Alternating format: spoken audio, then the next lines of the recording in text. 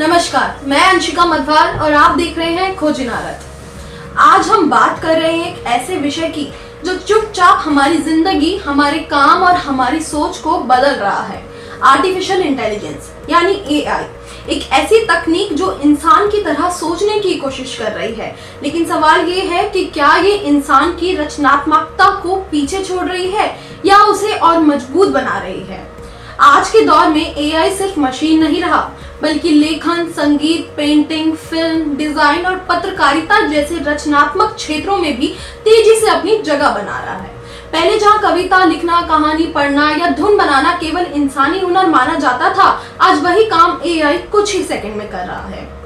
AI की मदद से आज गाने बनाए जा रहे हैं, तस्वीरें पेंट की जा रही है और स्क्रिप्ट तक लिखी जा रही है। इससे काम की रफ्तार तेज हुई है और नए प्रयोग संभव हुए हैं। कई युवा क्रिएटर्स मानते हैं कि एआई उनके लिए एक टूल है जो उनकी कल्पनाओं को नया रूप देता है। एक आइडिया को बेहतर बनाने, रिसर्च करने और नए एंगल खोजने में एआई मददगार साबित हो रहा है।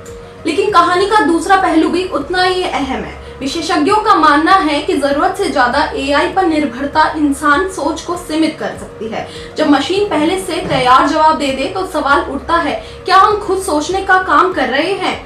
रचनात्मकता सिर्फ सुंदर शब्दों या तस्वीरों का नाम नहीं है, बल्कि अनुभव, भावनाओं और संघर्ष से निकली सोच का नतीजा होता है, जिसे एआई पूरी तरह महसूस नहीं कर सकता।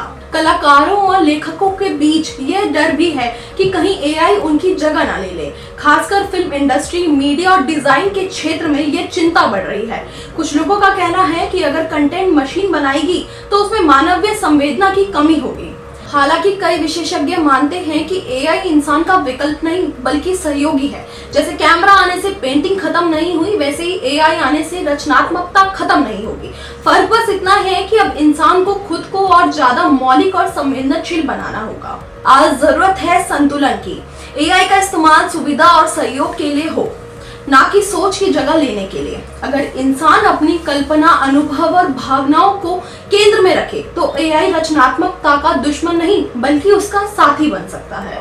एआई क्या है? एआई मतलब ऐसी मशीन या कंप्यूटर जो इंसानों की तरह सोचने, सीखने और काम करने की कोशिश करता है। एआई के फायदे: काम आसान और तेज हो गया है। एआई से काम जल्दी और कम मेहनत में हो जाता है, जैसे मोबाइल का वॉइस असिस्टेंट, गूगल सर्च। दूसरा, पढ़ाई में मदद, ऑनलाइन क्लासेस, डाउट सॉल्व करना, स्टूडेंट घर बैठे सीख सकते हैं। तीसरा, इलाज में फायदे, बीमारी जल्दी पकड़ में आ जाती है। एक्सरे रिपोर्ट समझने में डॉक्टरों को मदद मिल सकती है। चौथा, रोजमर्रा की जिंदगी आसान हो सकती है। मैप से रास्ता बताना, ऑनलाइन शॉपिंग करना, मूवी देखना। पांचवा, समय और पैसे बचाता है, बार बार का काम एआई खुद कर लेता है। कंपनीज का खर्च कम होता है। एआई के कई नुकसान भी है। पहला, नौकरियां कम होने का डर है। मशीन कई काम खुद करने लगी है, कुछ लोगों की जॉब्स खतरे में है। दूसरा, इंसान आलसी बन रहा है, हर काम के लिए एआई पर डिपेंड है, सोचने और मेहनत करने की आदत कम होने लगी है। तीसरा, प्राइवेसी का भी इसमें काफी खतरा है, मोबाइल ऐप्स हमारा डेटा कलेक्ट करते हैं, गलत इस्तेमाल हो सकता है। चौथा, भावनाएं नहीं समझता है, एआई के पास दिल या फीलिंग्स नहीं है, इंसानी फैसलों जैसी समझ नहीं है। पांचवा, गलत इस्तेमाल भी हो सकता है, fake videos, fake news, cyber crime बढ़ सकता है। इसका कंक्लूजन ये है कि एआई अच्छा भी है और खतरनाक भी है। सब कुछ इस पर डिपेंड करता है कि हम इसे कैसे इस्तेमाल करते हैं। एआई को इंसानों की मदद के लिए इस्तेमाल करना चाहिए, ना कि इंसानों की जगह लेने के लिए। क्योंकि आखिरकार मशीन सीख सकती है, नकल कर सकती है, लेकिन महसूस करना, सपना देखना और कुछ नया रचना आज भी इंसान की सबसे बड़ी ताकत है।